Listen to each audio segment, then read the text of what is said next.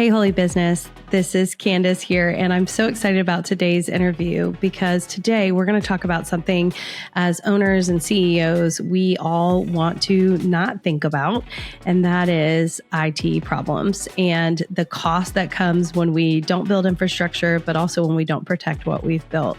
So many of us are quick at finding the solution software, but we're not so great at protecting it. And Chris has built a legacy on building those types of services and bringing them to his clients, as well as protecting the assets that are intellectual property for them. So today he's going to answer some questions, talk about his faith journey and how he built his company just to protect ours. So without further ado, I bring you my interview with Chris Hawver. Y'all, I am so excited, Holy Business, to bring a conversation today that was hard fought because he likes being behind the camera and behind the scenes. And that's what makes some people really valuable when you get them to share. So, Chris Hawver, it's so great that you're sitting down with me today. Thanks for letting me strong arm you into a chair. Thanks for having me. So, Chris, tell everybody a little bit about what you do and your company. So we're a managed service provider. Basically, we work with small, medium businesses, companies that can't afford to hire a full-time person, or if they can afford to hire a full-time person, they can't afford to hire multiple full-time people for when that person is on vacation, right? So we kind of fill that role. We do everything from your network infrastructure to your computers all the way up to your email and cloud offerings. So making sure all that is secure, making sure it's all working properly. So that's a little bit about what we do. How did you go to start this? Oh, and it's ITRA Consulting. Yep. How did you get into this? How did this company come to be? So I actually, one of my business partners actually started the company back in 2015. He actually hired me to work at a company that he was working at, and we formed a friendship, and we realized very quickly that we think exactly the same. We, have the same ideals, the same values. And so we kind of started looking at, this is something that we love doing. I already had some clients that I was working with. I had 3 clients that I was working with and kind of doing it on the side, moonlighting. And so we kind of got together and started a company, and it was the 2 of us for a while, and it's grown since then. We've brought on 1 other person in the last year, and the last 2 years have grown really quickly, actually. That's awesome. So what do you feel like you bring most to your clients? Just the knowledge.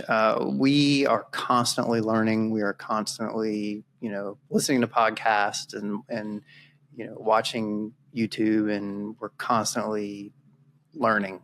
We just got back from, we had 2 conferences the last couple of months that we went to, and it was all MSPs, and we talked to other MSPs. It's not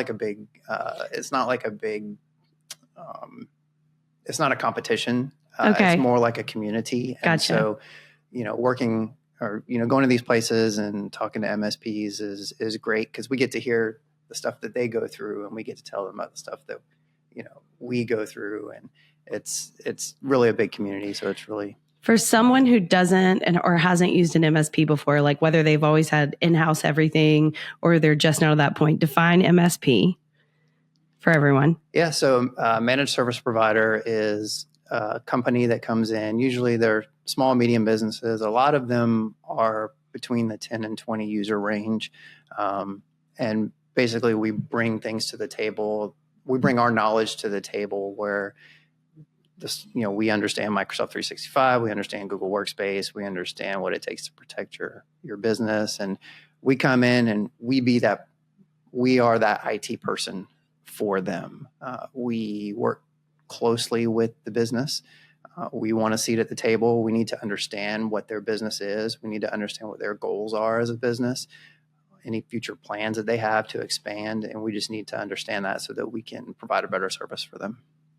Yeah. One thing you mentioned when we were prepping for our chat today was you talked a lot about how much transparency and honesty matters for your clients. And that's kind of your brand identity, is how you maintain that integrity. And you work in a field where a lot of your clients have no idea what you're talking about. We very much respect you, but have no idea. So how do you bring that into a client? Why do you think that's so important? One of the biggest ways that we do that with our clients is when we mess up, we tell the clients, we messed up, this happened, this is how we're going to fix it in the future. And honestly, that is, nobody's perfect. Sure. And that's one of the biggest things that our clients are like, oh, okay, well, they're upfront with us. And when something goes wrong, we explain what happened. Fortunately, it doesn't happen too often, but it's definitely something that we try to make sure that we do with our clients is be completely upfront, honest with them. And that's the best way for us to serve them. Speaking of serving, one of the things that I find interesting about you specifically, and we've talked about this before, is that you are in a very specialized industry. There's a lot of technical knowledge, and you have found ways to take that technical skill and use it to serve in your church and your community as part of your faith walk. Can you tell everybody a little bit about that? Yeah, definitely. So one of my business partners moved in next door to us. We didn't go to church for a long time. My mom drug me to church when I was a kid, and it was I think the median age in that church was like 60. And so there wasn't a lot of wisdom. Yeah, there wasn't a lot for me there. So I actually dreaded going to church, but my business partner moved in next to me, and they invited us to Freedom. And, within our first couple of visits, we're like, yeah, this is great. So that's kind of how we got started. Cody Burbridge was a big influence in my life when it comes to my faith, because he engaged with me very early on. And so I think that's the biggest reason why I'm still here.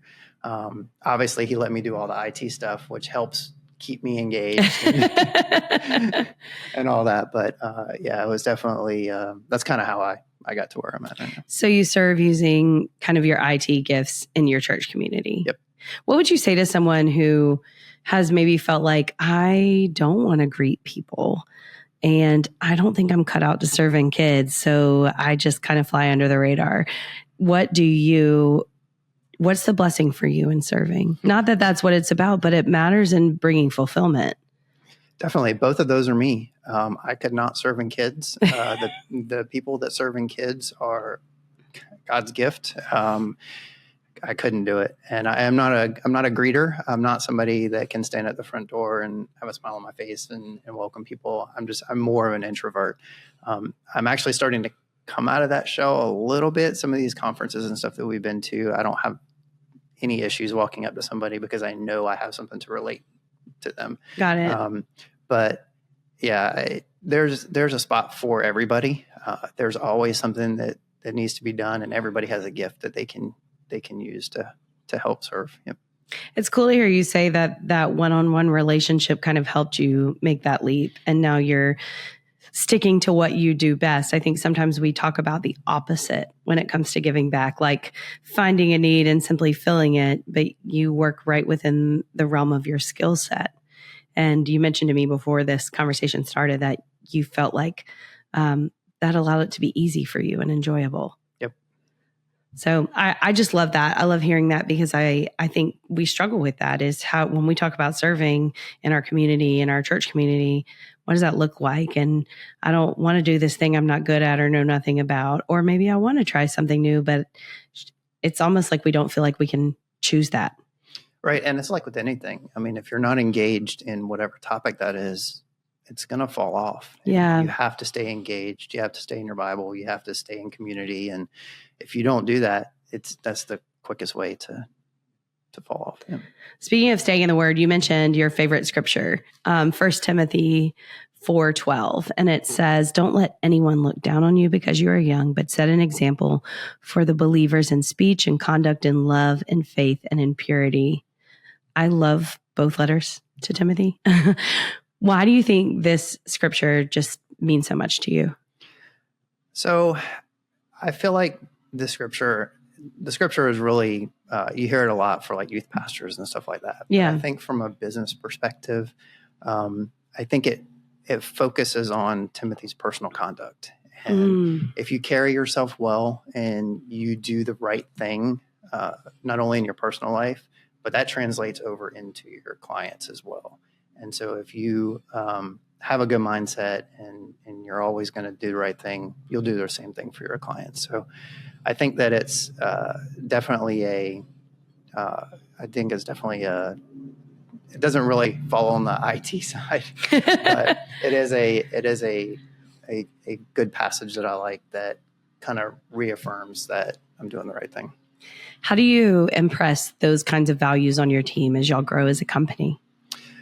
It's actually pretty easy because all three of us, Brian attends church over on Ashley Phosphate, and Alan attends church in Moss Corner. So we're all very faith driven. So it makes it really easy for us. We have team dinners, and we always pray for each other, and we pray before dinner, and so it definitely helps to have two other people that are of the same mindset.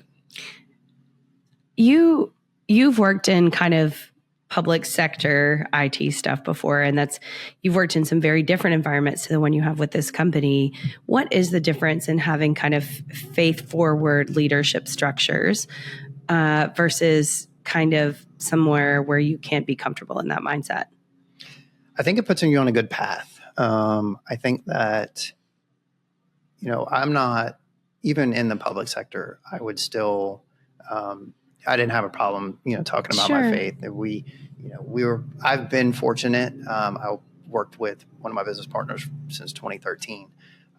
But even now that, he is not on that same project, even people I work with now are still very, very focused in their faith. And, I don't try to hide it or anything like that. I think it's a good thing to, if anything, it can bring someone in, Yeah, that's awesome.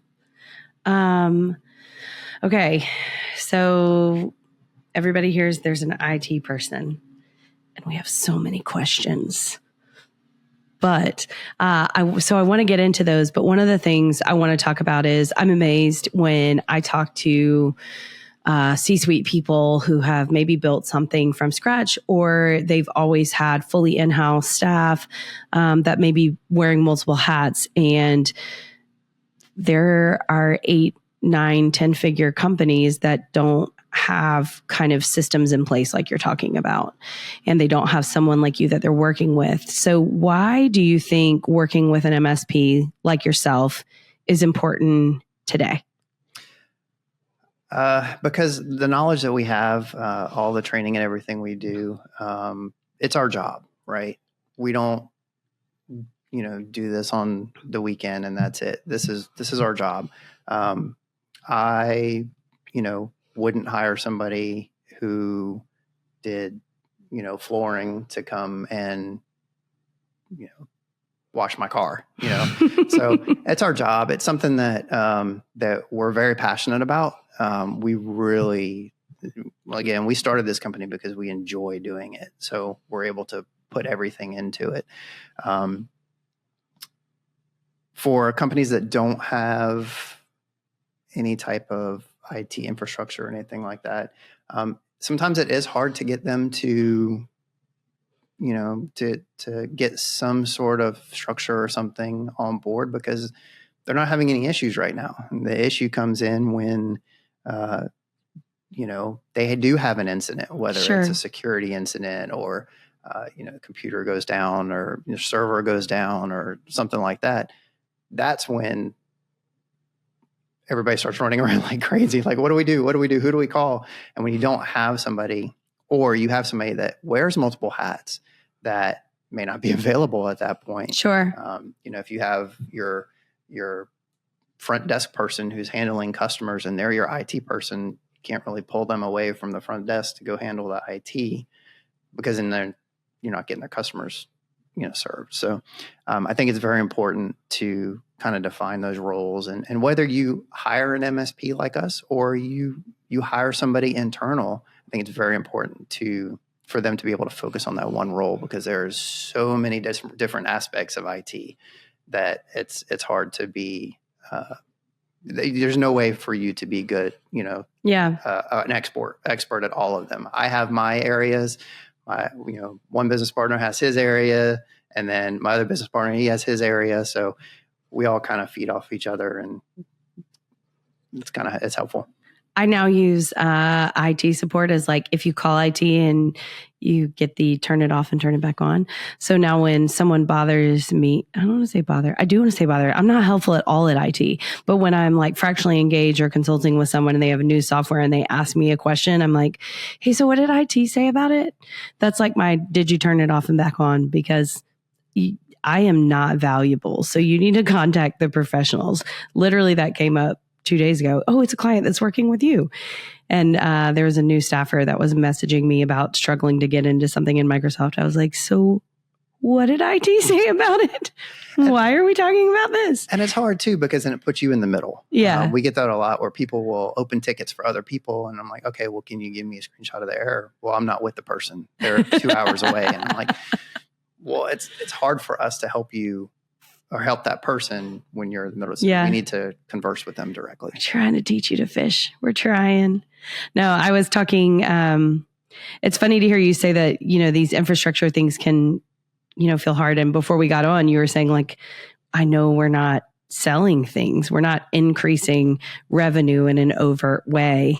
But I was talking to someone recently, and now it's become my favorite example to use when I go into a meeting is you're kind of like without, maybe an HR even fractionally or an IT fractionally in place. As you grow, you're kind of like one of those underdeveloped nations, right? So without infrastructure, you go in and there's like these beautiful skyscrapers, but then there's dirt roads around it. And my husband has lived in some of those countries and people die every day because there's no sidewalk. But it's just kind of one of those things where at some point you start costing yourself money by not protecting your files or having a way the team can assign tasks to each other and hit goals on time. So it's really funny to hear you share that, because I think that is the toss up. What if you were talking to someone who's kind of weighing their options? They're in a growth phase and they know they need something, but they're not sure what it is. What are some ways you help them weigh out what their best course of action is on that type of support? I guess the biggest thing for us is, it's not a matter of if it's going to happen. It's a matter of when. Something is going to happen, right? It's not. I know these ransomware events are all. I mean, you hear about one every other day almost, and those are becoming the norm, unfortunately. But there are other things that you have to watch out for. If your router goes down and your entire network is down in your office, do you know what to do? Do you have somebody you can call to come fix it? The biggest thing is, how much of a downtime can your business survive? Wow. Can you afford to be down for an hour? Can you afford to be down for days? Can you afford to be down for weeks? What does that look like for your business? And those are some of the things that we try to understand from our clients. If something were to happen, what are you looking at from a downtime perspective? And a lot of people don't think about that until it actually happens. And so that's kind of where we come in and try to present those use cases and come up with plans to mitigate that, some of those incidents. You legit just gave somebody listening a panic attack. You know that, right? Dang. Well, I mean, we're not here to scare people, but we've seen a lot of things happen. We've seen accounts get compromised. We've seen networks go down, and some of it is accidental. Some of it is because they clicked a phishing link. So we've seen it. We've been through it. So we have the experience. no offense, I wouldn't hire you to come put a pool in my backyard. We're just talking about pools. You probably should not. I will come swim in it. But yeah, we are, we have experience with a lot of those. So we already have policies in place that allow us that we can apply to multiple clients that mitigate stuff like that happen. Sure. Yeah. So what's the biggest threat y'all are encountering with your clients these days? All right. Well, don't get mad at me, but your biggest threat's your users, to be honest. Your employees are your biggest threat. And the reason why I say that is because, phishing is they are upping their game. They've got login pages that look like your login page. It's easy to create those things. And then, the user clicks a link and it goes to a malicious site that looks just like your site, but they're harvesting your credentials. Cookie stealing. Cookies are little files in your browser that, when you go to log into a website, you don't have to log in every time you open that website. It's basically a cached credential on your computer. And so cookie stealing is something that is big right now. I heard of a CFO the other day that they had a big YouTube channel, and the CFO clicked on an invoice link and installed some malware on his computer, and they were able to pull his Chrome files and open up Chrome on the attacker's computer and get into all their YouTube stuff. Actually shut down their channel. So your users are your biggest threat. It's not the hacker sitting outside your office. That usually does not happen. It's usually your users clicking on something that is, and that's why user training is very important. We offer our clients user training. It's all online. We'll also come in and do user training, but the trainings are informative. They're entertaining. It's not something like an hour-long boring session that you have to sit through. So we think it's really important for users to have some sort of user training. Dang. I actually think one of the biggest threats is that you guys have given all of these horrible things really fun names, like cookie stealing and phishing. These all sound fun. Yeah. Sounds like recreation. And for the attackers, it is recreation. That's what they enjoy doing. So that's what they excel at. When you say attacker or hacker, like I envision a room that's very dark with a lot of screens and some sort of gaming chair happening. And probably some talkies. I feel like there should be talkies on the desktop. Yeah, some of them are like that. You've seen Jurassic Park, right? The first hacker was the guy sitting in the chair who took down Jurassic Park, right? So yeah, it's everybody has this concept of what a hacker is, but it could just be somebody who's bored. Read lots of books where hackers got caught and ended up writing a book, and they're like, it just turned out initially I was just bored and just wanted to see what I could do. And then it kind of escalated from there. So not all of them start out malicious. So it sounds like all the hackers need jobs. We should go on a recruiting hackers mission, give them something healthy to do. And some of them do. Some of them, work for governments and companies, and they try to hack the company, basically. And so there are some good jobs out there, but unfortunately, the malicious side usually pays more. Dang. Yeah. So bad guys. Always the bad guys. Yep. Well, what are you hoping to? Where are you hoping to see your company grow to? What are your goals this year for your team? Our biggest goal right now is just our policies. We want to make sure that all of our policies and everything are in place, make sure that we have a good foundation. I know it's kind of late to start that now, but really working on our foundation as a company and what do our deployment templates look like and what do our security policies look like across all of our clients. And that's really the biggest thing that we're trying to get done this year. Then the other thing is we want to bring on at least 3 new clients before the end of the year. That's nice. I know you say it probably feels a little late to start those things, but I think you'd be amazed at how many people don't start those things because you're all partners and you're building the knowledge together. And then all of a sudden it's like somebody else is coming. And now how do we tell them all this knowledge? That's usually how that goes. And it's hard to do it retroactively. Yeah. Right? Like once you're already working and you're, and this goes for any business. Once you're already working and you're dealing with customers and you're on your day to day and you're running from meeting to meeting, there's no time in the day to work on your foundation. And so it's really hard to, especially, you talk about the clients that have, eight figure incomes. It's really hard because you just don't have time for that. Yeah. And generally for us, we have a list of things that we do when we onboard somebody. Sometimes it's kind of hard because it's changed, because it's been, loosey-goosey for a while. It's worked this way forever. Yeah. And we have to balance security with users, with user experience, right? Like the most secure computer is one that's unplugged from the network, but it doesn't do anybody any good, right? The most secure, if it would be more secure for me to require you to log into your email every 30 minutes than it would be to only require it every 8 hours. But if I made you log into your email every 30 minutes, you'd be finding a way around it, trying to, you'd be 100%. Yelling, you'd be screaming. So we have to balance what, security looks like and what that risk looks like and what the risk the company is willing to accept with our security policy. Quite honestly, I curse your name for any of my clients because I have to relog in just every day. And I'm mad at you for about 5 minutes, just so you know. And I get it. I understand. I think we're fighting. So from an IT perspective, I think we're still fighting that stigma of, the IT person just wants to control your computer. They just want to restrict what you can and can't do. We're not fighting it. It's true.